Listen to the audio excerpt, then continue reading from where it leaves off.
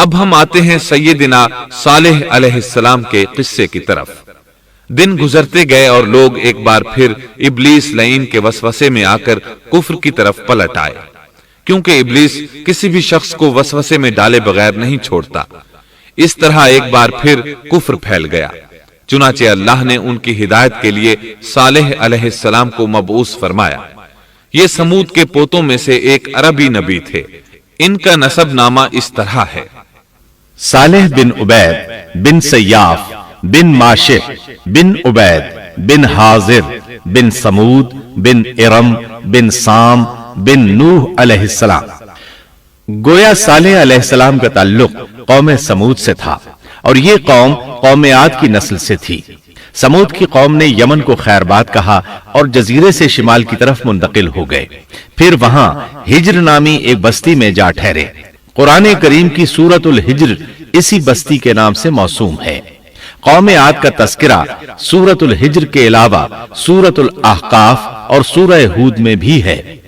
اللہ تعالیٰ سورۃ الحجر آیت 80 میں فرماتے ہیں، اور ہجر والوں نے بھی رسولوں کو جھٹلایا۔ ہجر قوم سمود کا مرکزی شہر تھا۔ اب وہ مدائن صالح کے نام سے مشہور ہے۔ یہ شہر مدینہ منورہ کے شمال مغرب میں 380 کلومیٹر کے فاصلے پر واقع ہے۔ یہ لوگ بھی پہاڑوں کو تراش کر گھر بناتے تھے۔ یہ صنعت اور کاریگری انہوں نے قوم عاد سے وراثت میں پائی تھی۔ اللہ تعالیٰ سورۃ الفجر آیت 9 میں فرماتے ہیں، اور قوم سمود کے ساتھ کیا کیا جنہوں نے وادی میں بڑے بڑے پتھر تراشے تھے۔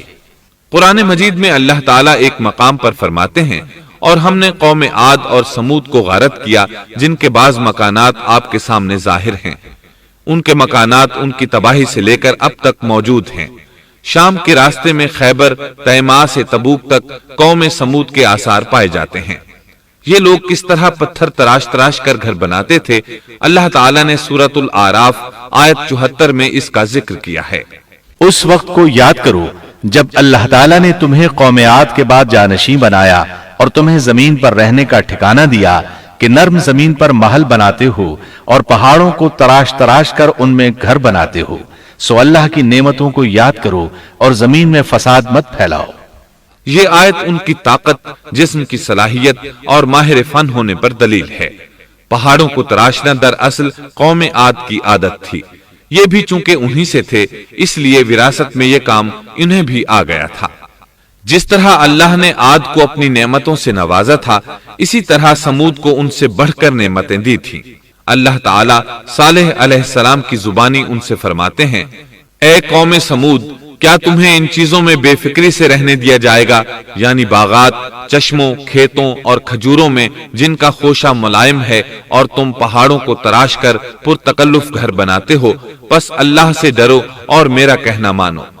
لیکن ان لوگوں نے ہر طرح سے قوم عاد کی پیروی کی، نصیحت پکڑنے کی بجائے بتوں کی عبادت شروع کر دی۔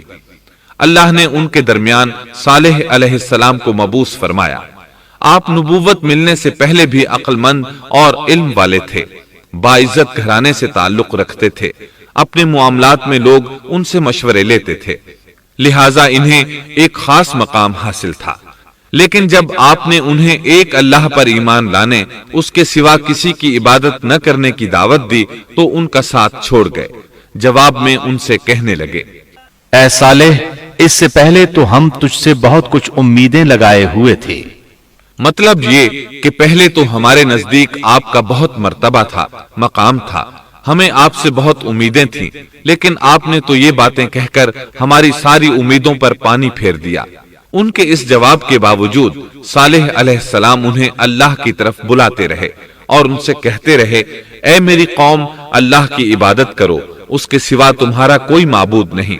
تمام انبیاء کی اپنی اپنی قوم کو یہی دعوت تھی کہ اے لوگو، اللہ کی عبادت کرو، اسی نے تمہیں زمین سے پیدا کیا ہے، اسی نے تمہیں زمین میں آباد کیا ہے، اس سے معافی طلب کرو، یقیناً میرا رب قریب ہے اور دعاؤں کو قبول کرنے والا ہے۔